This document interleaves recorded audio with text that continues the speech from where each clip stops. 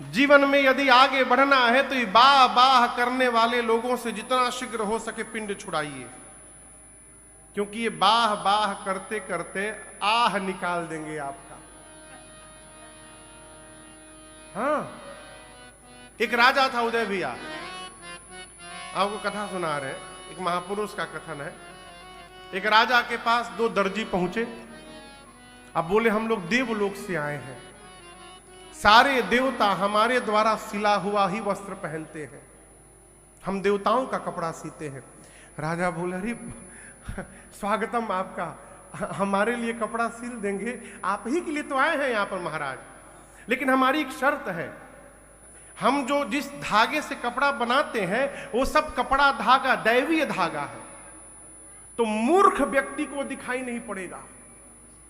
राजा और प्रसन्न हुआ, बहुत सुंदर, इसी से हमको पता चलेगा कि हमारे मंत्रिमंडल में कितने मूर्ख हैं।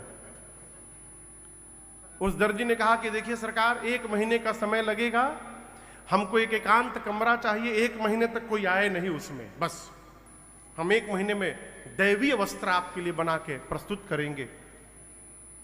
कमरा दिया गया, और झूठ मूठ के टोकरी ले खाली टोकरी लिए थे। राजा पूछा ये खाली ये टोकरी क्यों है?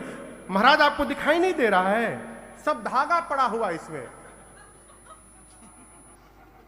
राजा बोले यदि मैं बोल दूं दिखाई नहीं दे रहा है तो मैं मूर्ख कहलाऊंगा। अरे कितना सुंदर धागा, मैंने आज तक नहीं देखा।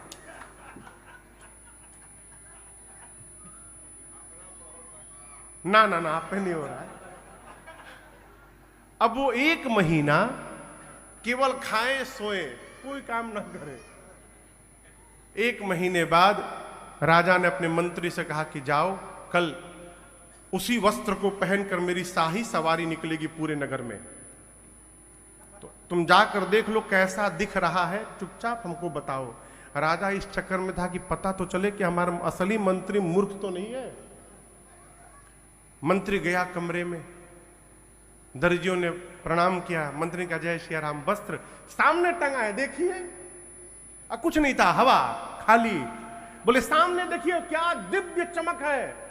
अब मंत्री को दिखाई नहीं दिया। मंत्री सोचा मैं बोलूंगा महाराज से कि सरकार दिखाई नहीं दिया, नौकरी खतरे में। मंत्री बोला इतना सुंदर कपड़ा तो मैं आज तक नहीं देखा था, अद्भुत।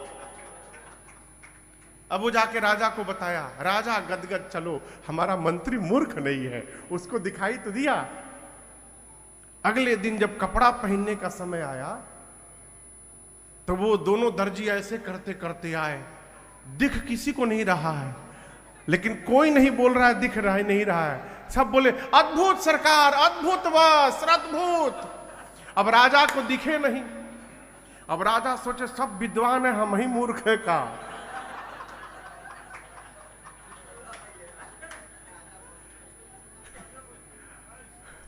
राजा भी बोले बहुत सुंदर, बहुत सुंदर। ऐसे हाथ करे, अब इधर से पहनाए उधर से पहनाए, इधर लाके सब बांधे, जुट्ठे। और उसी तरह नंगा जाकर राजा अपने रथ पर बैठ गया। बैंड बाजा बज रहा है, सब बोले अद्भुत वस्त्र सरकार पहने।